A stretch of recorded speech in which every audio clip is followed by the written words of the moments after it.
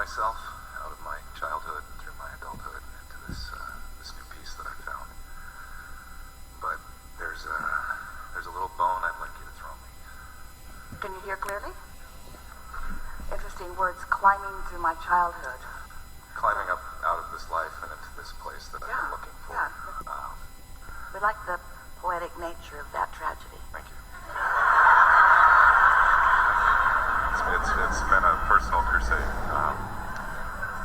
You've been elemental to the changes that I've put forth, and I'd like to take that last step, and I'd like to finish getting out of the way of myself. Well, here's the thing. We're really eager to visit with you, and you'll feel movement for sure. And we don't want this to disappoint you, but there's no last step.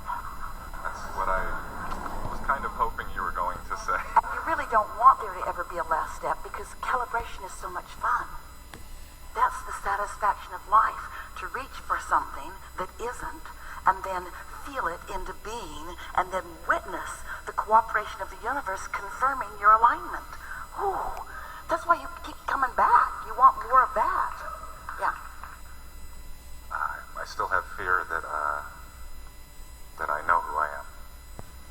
I have fear that the things that I've attracted to me are true and correct.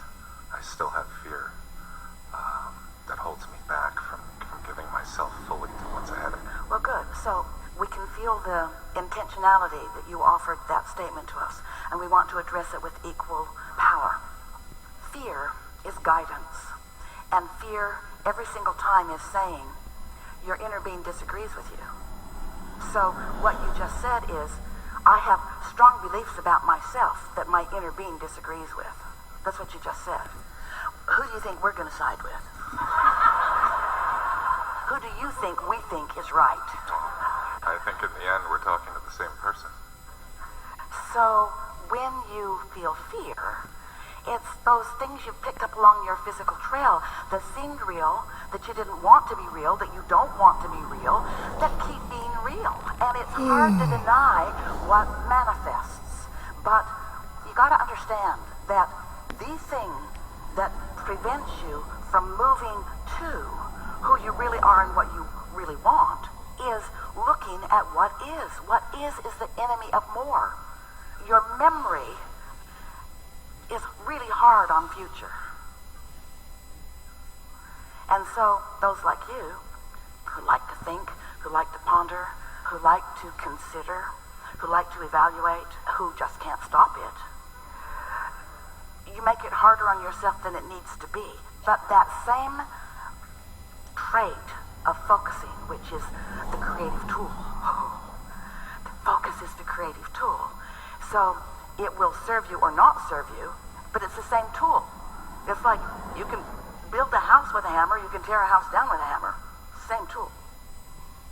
Not the best analogy, but actually it's a terrible analogy. Never use it again. But you get the point. And so, No more excuses. well, what is an excuse anyway? So far it's been a reason not to move forward. But, you see, just because you're articulating a vibrational propensity with words, we want to get right to the heart of something. We want to say, let's coin a new word together, a new phrase together, vibrational excuse. It's a vibrational excuse. Because you've got vibrational excuses whether you say them out loud or not. How many times are you in a situation where you really want to say something but you hold back? That's a new skill I've learned. For politeness, it's not a skill, it's a curse. Because it's a lie. And because it confuses things.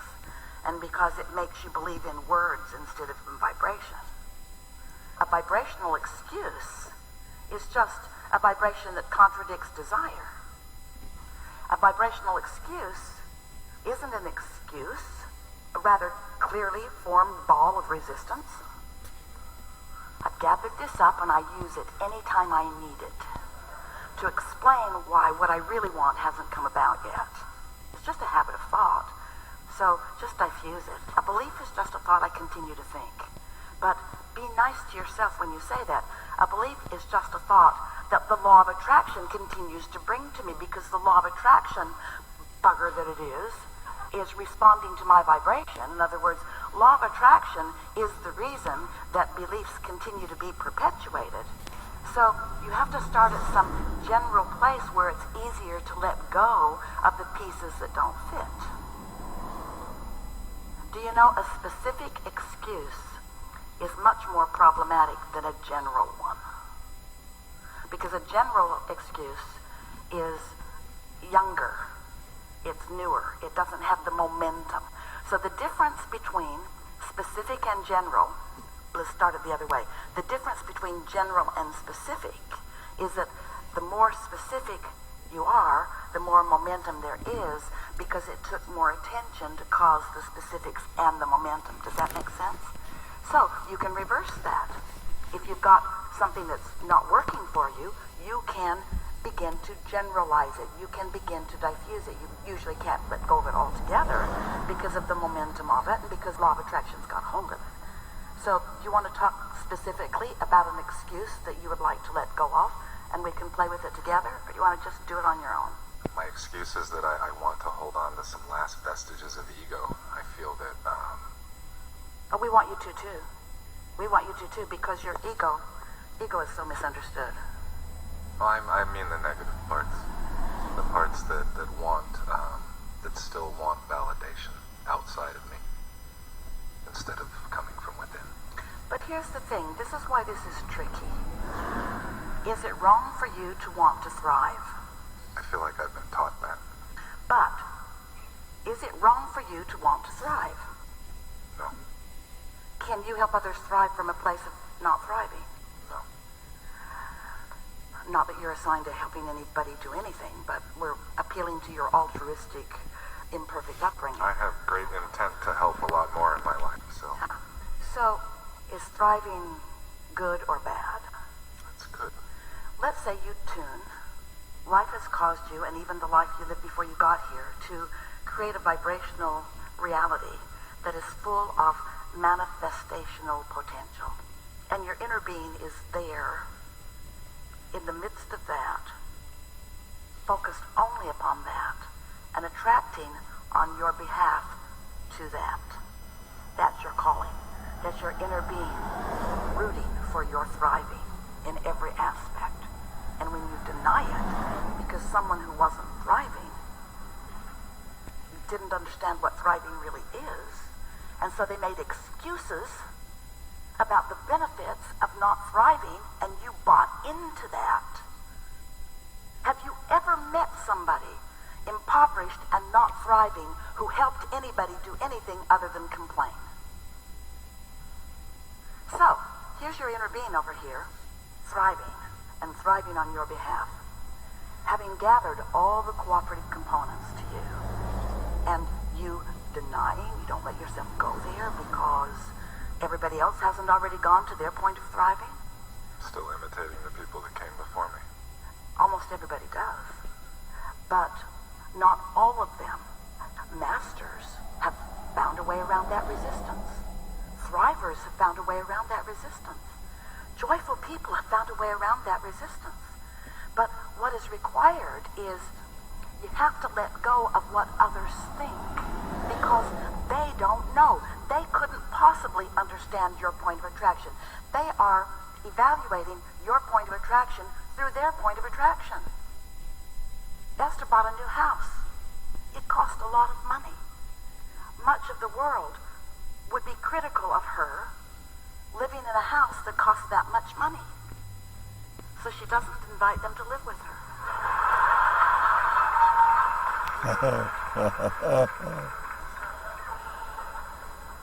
And she knows that she can't get sick enough to help sick people get well, or poor enough to help poor people become prosperous. And that her thriving deprives no one of thriving. In fact, the only thing it does is set an example of what thriving is. And some people, right up close to her, they suffer when they see the intensity of that thriving. Because when they see the intensity of that thriving, it activates within them the comparison between their lack of thriving and someone else's thriving. You see, this is the thing that's so interesting. Oh, we're having a wonderful time here with you. You are natural calibrators. That's what you do. You seek harmony and harmonics all the time. You just got to decide what you want to harmonize with. Do you want to harmonize with the best of you or the pinched off version of you? Do you want to harmonize with thriving or suffering? Do you want to harmonize with wellness or sickness? Do you want to harmonize with clarity or confusion? Because it's your choice all day, every day. And most humans would say they're wrong about this. They're wrong about this for about 5 reasons that we'll tell you in a minute. They're wrong about this because most people tend to harmonize with lack of thriving because it's altruistic. They think it is more spiritual. It's not either one of those. They think that it's better for humanity. It really isn't. But they do it because they care what others think, and they meet up with more people that harmonize with them over complaining about what's wrong than who harmonize with them over basking in what is going well. Now, what's wrong with all of that, when we say most people, is that there is so much more thriving and so much more well-being out there in the world. Just the fact that your sun comes up every morning puts your thriving into a category that clearly wipes out every single thing that you think is going wrong today. Your news outlets go all around the world looking for trouble spots and pinpointing them and highlighting them and amplifying them and then bring them into your living rooms as if they are anything but that much of a blip in the scheme of things. If the true lack of thriving were indicated on your television screen as you're watching some news report, or as you're watching television, let's say you're watching television all day long, you never turn it off, you're just watching it, and at some point during the day, there's a zzz, like a zzz. What was that? Well, that was the representation of all the not well-being on the planet today, in comparison with the other 24 hours of perfect broadcasting of beautiful things, you see. And so, you are like most people. You have let conscientious, well-meaning people that are trying to evaluate what's up with life based upon their observation of manifestations only, who have made every decision about their future based upon what is, so that their future ekes out minuscule improvements, because what is so rampant in their vibration that they can barely let it go. So every day's a new day, different faces, different places, just the same old stuff, because you keep observing what is instead of letting what is be the bouncing off place for who you really are and what you really want.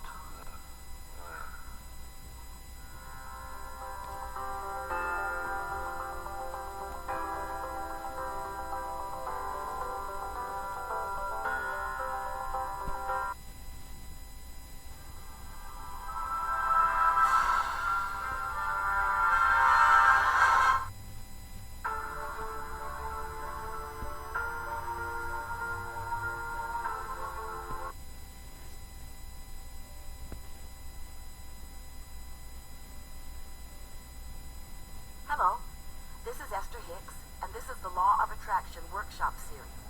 Our primary intent with this work is to connect with those who are attracting this information, and we are so appreciative of the role of your intentions in this joyous, co-creative experience.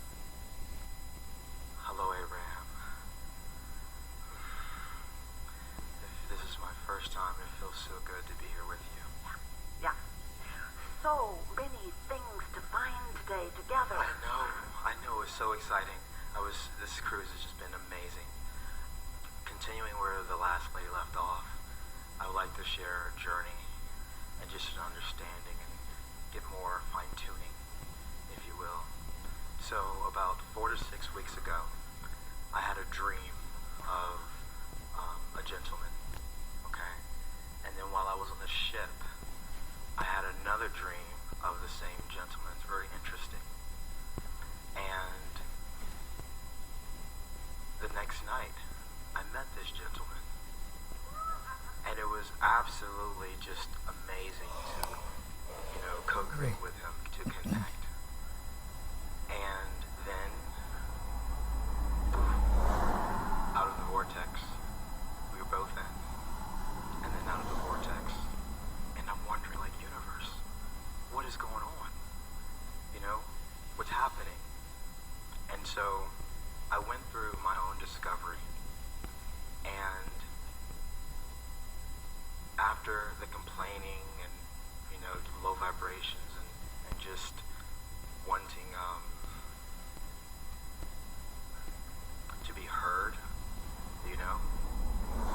I realized, I realized, oh my gosh, what the person had stated to me, I was actually resonating, and I was wondering, like, why am I attracting these types of people into my life?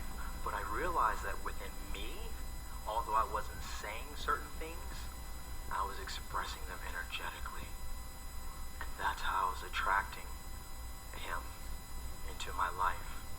And then after that, I had this epiphany, or like a deeper understanding of law of attraction, that we are literally attracting who we are in this moment, who we are.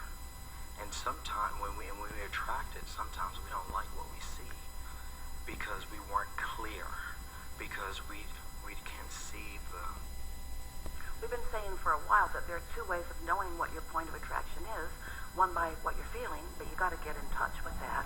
And the other is by noticing what's coming, because they always match. What comes always matches. It's always attraction, always attraction, always attraction, always attraction, always attraction, always attraction. What did you take away from that? So what I took away from that was this: when I started looking at law of attraction, I said, okay, I see things in terms of like... Conceptually, what did you take away from that? What do you now understand about the way this all works that you didn't understand in a personal way before that? That we are an energy generator.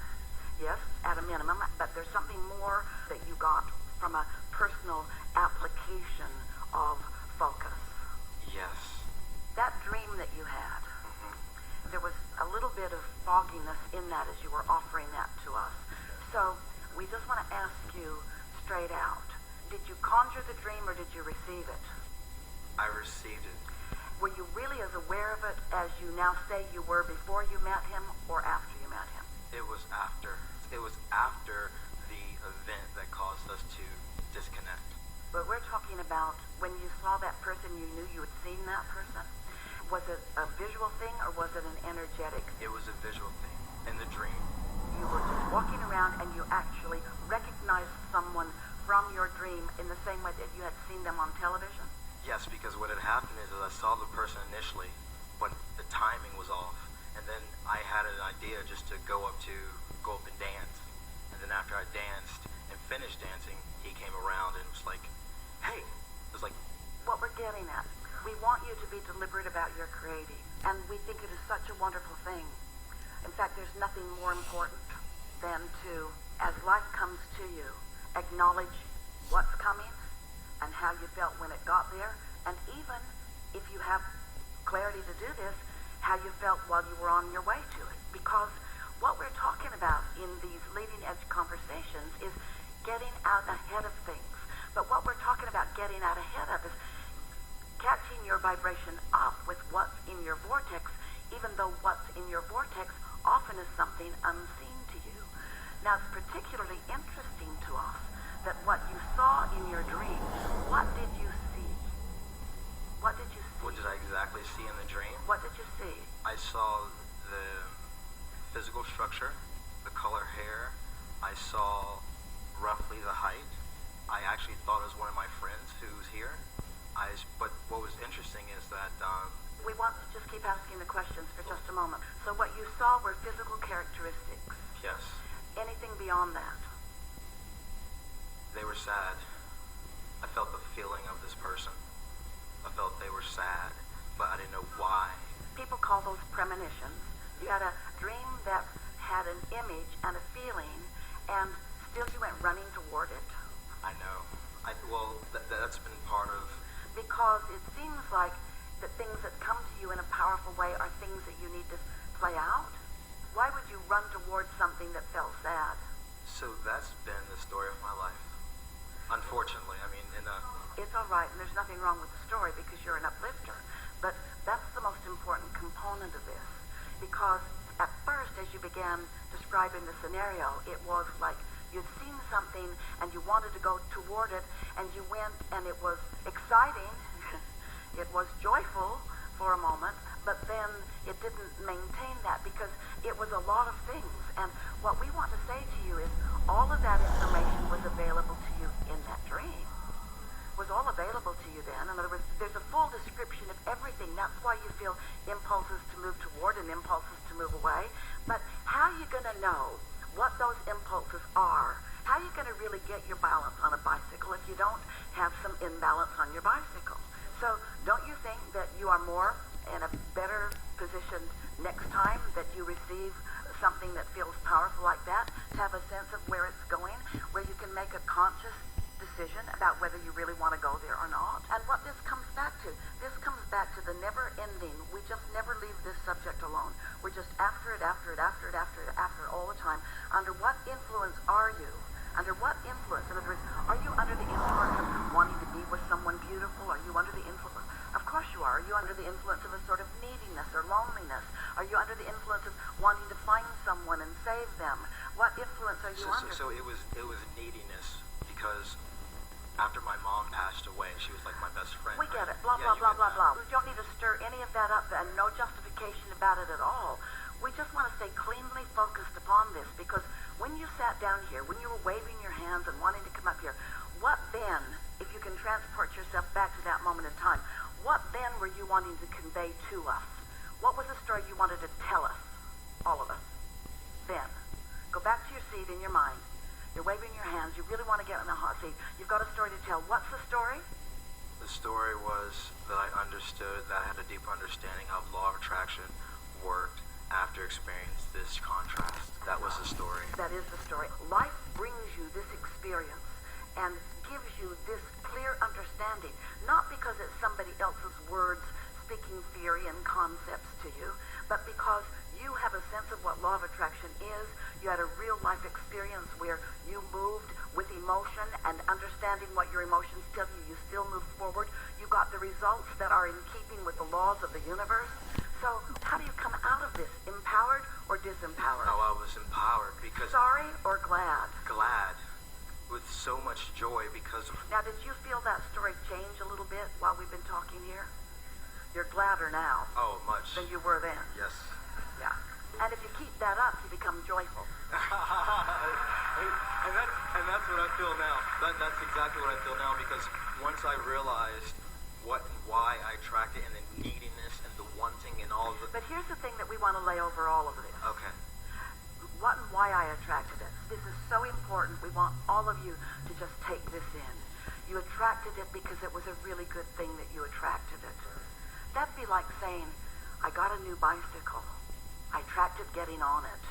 And then I attracted falling off of it. And then I attracted getting on it. And then I attracted falling off of it. And now I so love riding my bicycle. That's right. And so it's all so good. And there's a little bit tied in with what we were talking about earlier with our friend, is that there's this feeling that when a scenario begins to unfold, and it doesn't happen in a way that's pleasing the whole way, that somehow I've made some sort of mistake. No, you haven't made some sort of a mistake. Life came to you, you chewed it up, you processed it, and you came away from the experience with knowledge and understanding and a stronger basis from which to attract what's next. And it is all so good. It is, and it was. And then once that healing occurred, once that understanding occurred. So if you had one word that you'd want to speak to a co-creative partner like that, one word, what would you say? Thanks. Yes. You don't get two words. Oh. One word. One dominant feeling that you come away with. Yes. Yeah. And then, once you settle down a little bit, another word will occur to you. More life. More life, more understanding, more stability, more refinement of desire, more understanding of my emotional guidance system, more deliberate application of my emotional guidance system, more staying on the track of pure positive energy, more joy. That's right. And I used to judge that was the historical I would have You know. experience, judge, beat myself up, go through that. That's the tricky thing about being a deliberate creator. When you decide you're going to be a deliberate creator, then you are mindful of your creation and you're rather hard on yourself when things aren't going swimmingly in every single moment. But life is coming to you based upon the momentum that's already there. Don't you want to know what that is? And if you could just hear us when we say, there is no judgment, there is no one anywhere saying, oh yeah, they've got a pretty bad point of attraction going on there. There's not any of that anywhere coming from your inner being. There's just an eagerness of the joyful expansion that you're going to experience as a result of this, and this, and this, and this, and this. And if you could really feel that way, first thing that would happen, you'd have way more fun, way more of the time. The next thing that would happen is you wouldn't stifle your own momentum so that it would build into greater and greater, more frequent crescendos of joy and exhilaration and passion and all of those things. And the next thing that would happen is that you would let yourself permanently off the hook and everyone else too. And when you develop not just an appetite for, but a true skill for giving yourself and everyone else the benefit of the doubt, you are on the track to live happily ever after. Thank you. Yeah. Really good. Really, really good.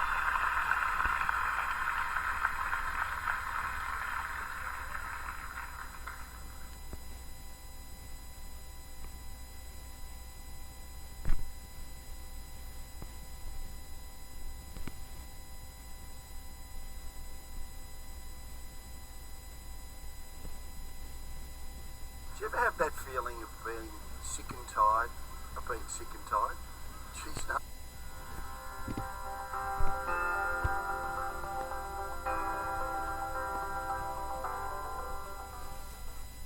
I'm always in that high spot with you. Oh my gosh. Can you hear me? Thank you. I was sitting there in that seat and I was just going through everything that you were sharing. And at some point I went into this appreciation mode. And I couldn't help but to cry these tears of joy. Because I was so happy that it took me to a place where I remember praying and asking for help as a child. Asking, who am I?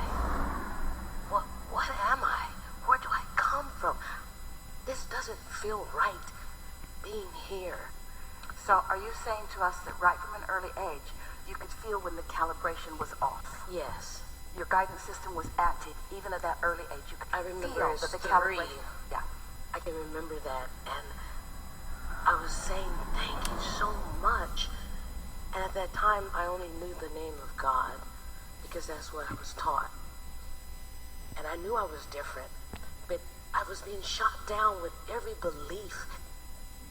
I was shot down as a child to just expand and enjoy life. And I remember those times. I never even got sick when I was little, Do you know, this may surprise you, but each one of you coming in to this human species, you knew coming in it was going to be a rough start.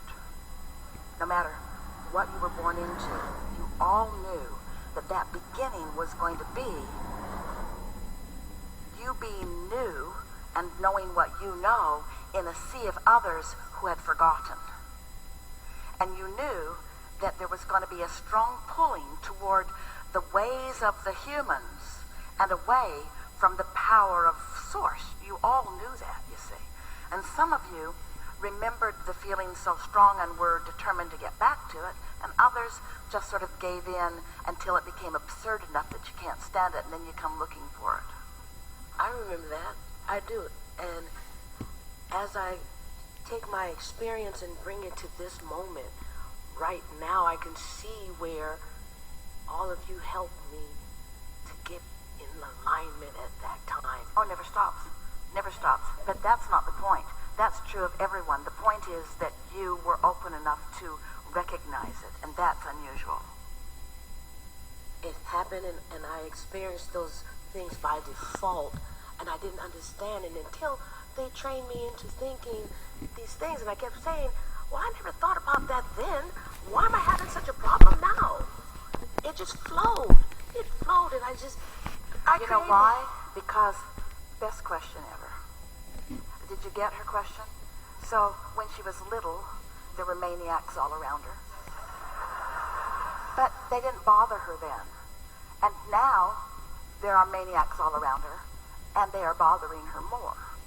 So the question is, why didn't they bother me then, and why do they bother me now? And the answer is because you were very well calibrated as you came in, and then it dissipated a little more. And that's why we're talking about calibrating now, through meditation, through segment intending. In other words, it's like being reborn, reorienting yourself to your natural vibration so that just like it didn't bother you then, it doesn't bother you now. And the results of that will be you'll care less about what others think. And people will be offering an opinion to you about something that formerly has mattered to you, and you will understand it. You will understand that it's where they're coming from, but it has no reflection on you. I so much enjoyed this word that you picked, calibration. I mean, I was in this seat with the word satisfaction, and I experienced the satisfaction, and then I got into the word fine-tuning, and then you said no tune, but the calibration, oh my gosh. That word right there. What's so nice about that is that calibration, it's like if you sing in a quartet, you can feel your harmony when it's on and when it's off.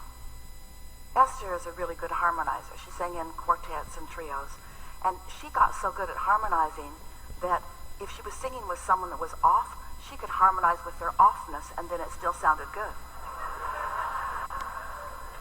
And that's what a lot of humans do.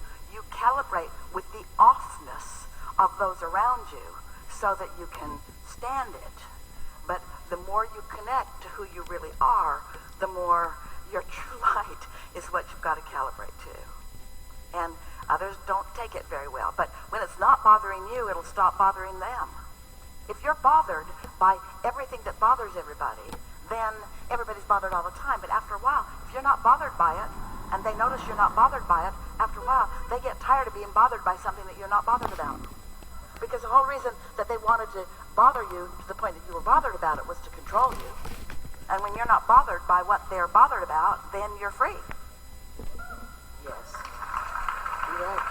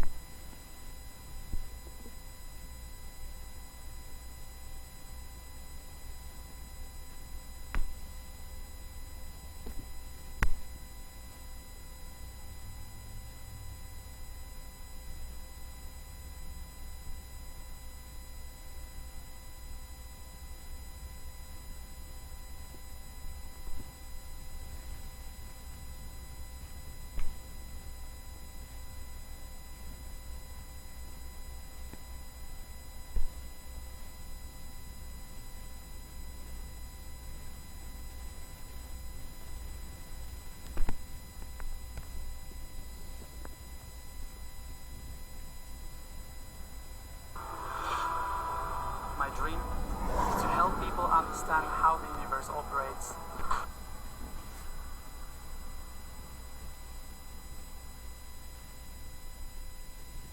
So, there are a few things that it is our desire to help you reconfirm within yourself today. First, it would be nice if you could accept the existence of this vortex of creation. And it would be even nicer if you could see it as we see it, as your present tense of creation. So that when your friend says to you, I don't see any improvement in your life, you can stand firmly inside your vortex of creation and say, that's because it's not visible to those who are outside the vortex. And they will say, have you seen a doctor lately? And you will say there are no doctors in the vortex of creation.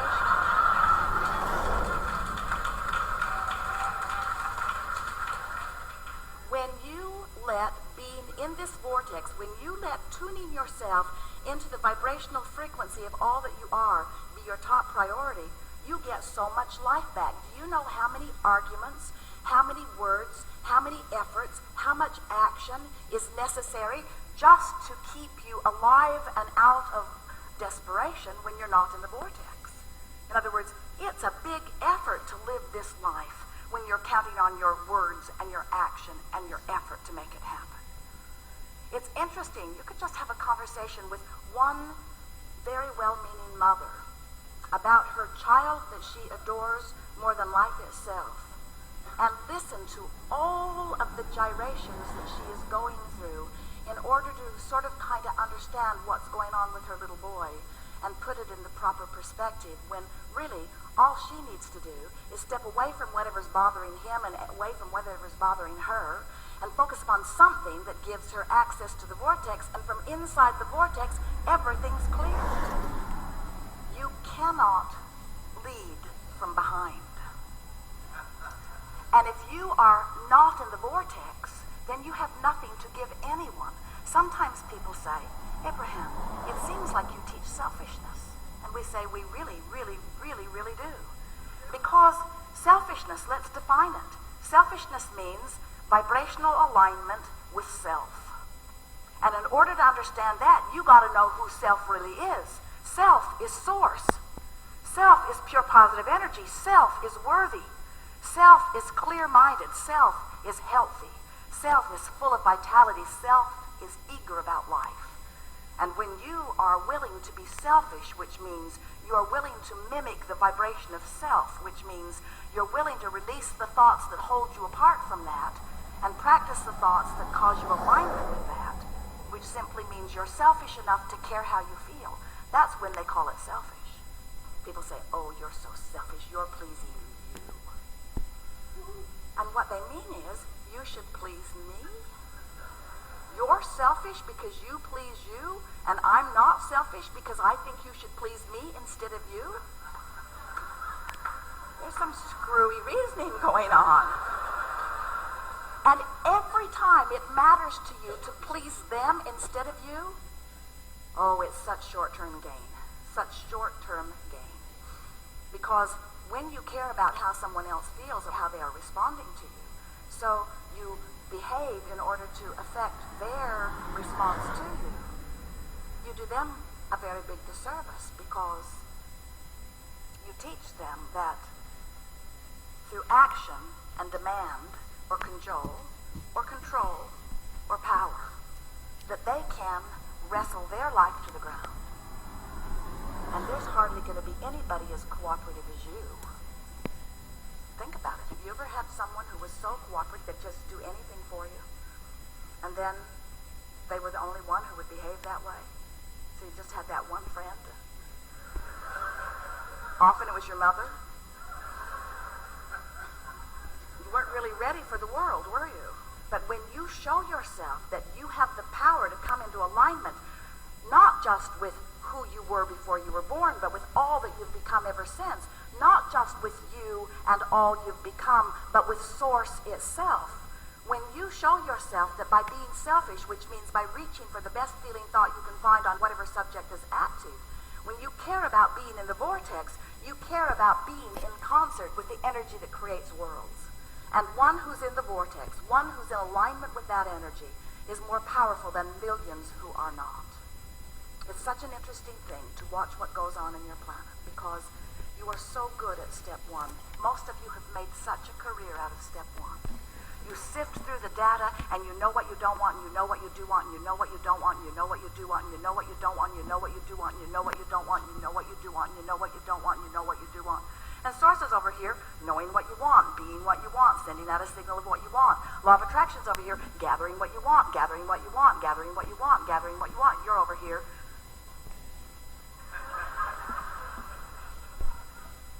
That's creating by default. That's going where the wind blows. That's complaining about whatever they're complaining about and feeling about whatever's happening.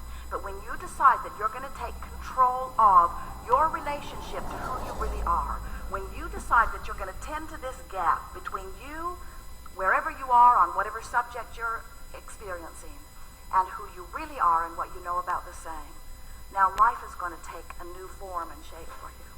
You're going to feel exhilarated. You're going to feel satisfaction. Those who are watching you will see you as someone who seems to create tremendously with ease. Those who are watching you, especially those who don't really understand the power of this vortex and the power of your deliberate alignment with it, they'll call you lucky. Many times they'll be jealous of you because they'll watch your fortunes amass and your funds surround you, and they'll watch you in satisfying life experience. And when they say to you, "What do you know that I don't know?" the only thing that you can say to them that is of any real value to them is, "I figured out my relationship with me, and I'm constantly aware of my vibrational relationship to who I really am and what I really want. And I guide every thought I can to mesh with the wholeness that I am. I've become a deliberate thinker. I no longer create by default. I think on purpose, I speak on purpose, I act on purpose, and I don't do any of it unless I'm in the vortex." What do you mean? What's a vortex? What do you mean? What is a vortex? A vortex is a vibrational state of being that is the precursor of all positive motion forward, of all that is. It's like encapsulated, condensed, straight up source. It's pure positive energy. It's the holding tank. It's the anchor. It's the touchstone. It's the place where all dreams and wishes and hopes are held until we find vibrational alignment with it. It's the eternal pool of well-being to which each of us have added mightily along the path of our physical experience. So this vortex, it is a reality even though you can't see it, but you can feel it. You know how your dog hears things you can't hear and smells things you don't want to smell? Because your dog has more acute sensitivity to sound than you do. Sound is just vibration, and hearing is just translating it. Smelling is just translating vibration.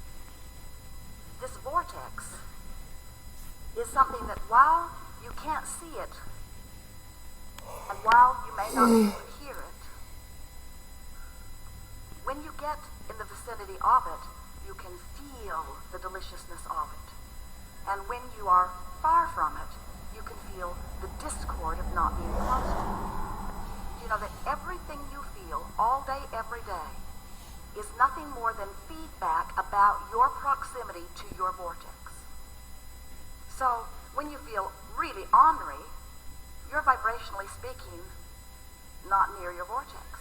When you feel hopeful, you're right on the brink of it. In fact, this door to the vortex, this imaginary door in Abraham's fairy tale of the vortex, this vibrational entry point is somewhere between hope and belief.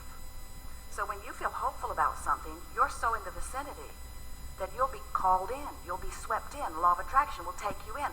Law of attraction will take you in when there is not enough resistance to hold you out. How's that?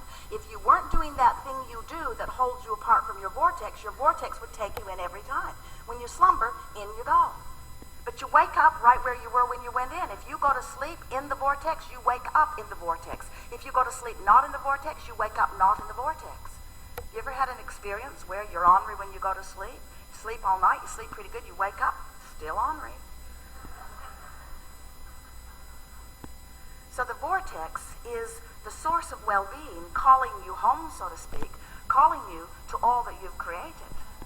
And when you are not clinging with resistance to some thought that keeps you from it, it takes you right in.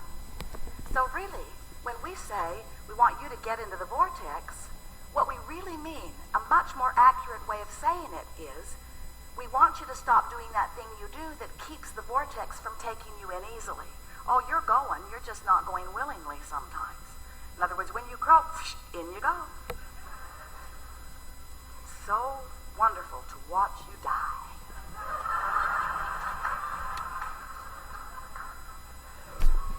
Moving immediately into all that you have become, all that you've asked for. But we don't think you should have to croak in order to be in the vortex. We don't think you should have to croak in order to be what life has caused you to be. So, as we're moving forward today, we're eager to talk with you about whatever it is you want to talk about. And it is our desire to help you to find a vibrational stance, which means a mental approach, which means an attitude about whatever it is that you've got going on. We want to help you soften your resistance, because when you soften resistance, the vortex takes you in. And that really is where you belong. You belong inside that vortex where rendezvous with exhilarating things can happen all day, every day. Do you know that if this time-space reality has the wherewithal to stimulate a desire, so that the desire is, in present tense, already gathered in this vortex of creation, that this time-space reality has the wherewithal to give it to you now. And the only reason there is a gap between you putting it in the vortex and it showing up where you and others can see it and smell it and hear it and taste it and touch it is because you've got more resistance about the subject going on than you do belief or expectation about the subject. That's all. You just got to move yourself into more expectation. So what do you want to talk about? Our primary intent with this work is to